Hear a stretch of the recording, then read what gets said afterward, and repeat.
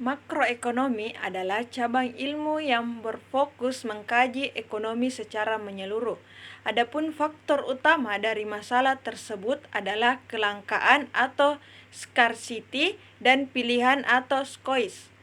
Yang pertama itu pertumbuhan ekonomi rendah, kedua pengangguran tinggi, yang ketiga inflasi tinggi, yang dimana inflasi adalah kenaikan tingkat harga secara umum dari barang atau komoditas dan jasa selama 1 tahun waktu periode tertentu.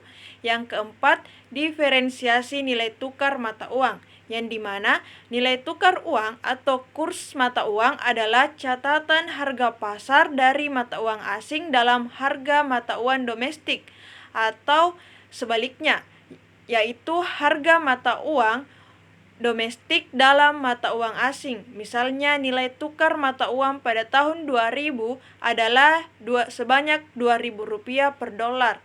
Namun pada tahun 2025 meningkat menjadi 16.000 per dolar. Nah, adapun solusi dari permasalahan-permasalahan tersebut yaitu pertama kebijakan fiskal, yang dimana pengaturan pemerintah dan belanja APBN. Hal ini diatur oleh Direktorat Pajak.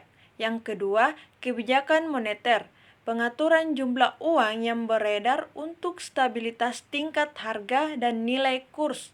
Hal ini diatur oleh Bank Indonesia dan Otoritas Jasa Keuangan atau OJK. Yang ketiga, kebijakan perdagangan, yang dimana melindungi pedagang dan pengaturan produksi.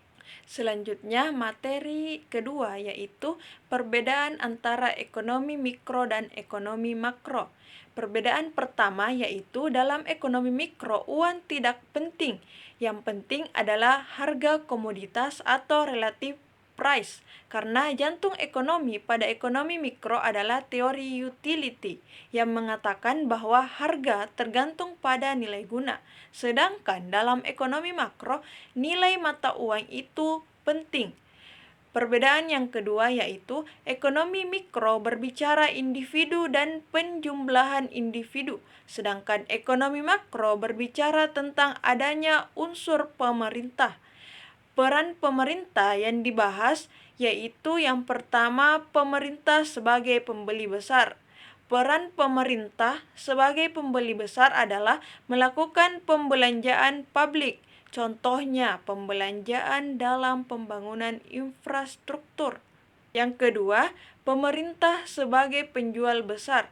Pemerintah dikatakan sebagai penjual besar karena pemerintah mendirikan perusahaan-perusahaan yang dapat memberikan keuntungan dan digunakan sebagai salah satu sumber pendapatan negara.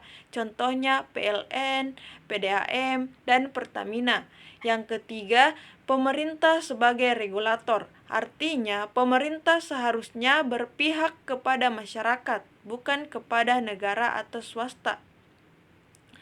Selanjutnya, perbedaan yang ketiga yaitu ekonomi mikro mempelajari fungsi-fungsi industri, sementara ekonomi makro mempelajari faktor-faktor industri. Perbedaan yang keempat yaitu ekonomi mikro mengambil keputusan ekonomi individual, sedangkan ekonomi makro mengambil keputusan agregatif.